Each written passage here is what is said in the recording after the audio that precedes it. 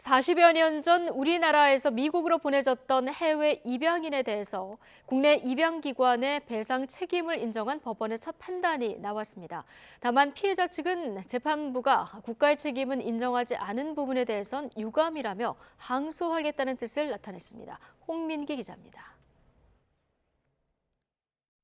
지난 1976년 충북에서 태어난 신송혁 씨. 태어난 지 얼마 되지 않아 친부모에 의해 한 영유아 시설로 맡겨졌습니다. 입양기관인 홀트 아동복지회로 다시 넘겨진 신 씨는 결국 불과 3살 나이에 미국으로 입양돼 애덤 크랩서라는 이름을 얻었습니다. 하지만 미국에서도 양부모의 학대와 폭행에 시달리다가 2번이나 파양됐고 노숙 생활을 전전했습니다.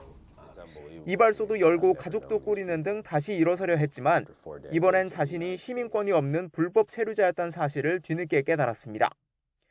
영주권 신청 등 노력에도 불구하고 신 씨는 과거 저지른 경범죄가 문제가 돼 끝내 미국에서 추방되고 말았습니다. Whatever they want me to do, I'll do it. But I need to stay here for my family. 한국으로 온 신 씨는 홀트를 상대로 손해배상 소송을 제기했습니다. 친부모가 있는 것을 알면서도 고아로 호적을 꾸몄고 본명인 신성혁을 신송혁으로 잘못 쓸 정도로 졸속으로 입양을 보냈다는 이유였습니다.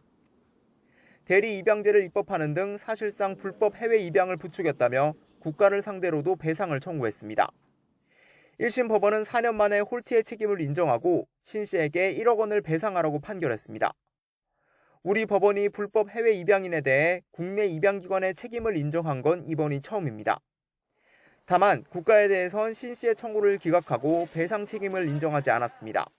불법 해외 입양을 관리하고 주도하고 계획하고 용인해온 국가의 책임을 인정하지 않은 것에 대해서는 너무나 심각한 유감을 표시합니다. 이번 판결은 다른 해외 입양인들 사이에서도 비슷한 소송이 잇따라 제기되는 계기가 될 것으로 보입니다. 그동안 사실 책임은 질번 없으니까 늦어도 이제 좀 책임져야 되니까 해외 입양인들이 많이 좀 관심 가지고 있는 것 같아요.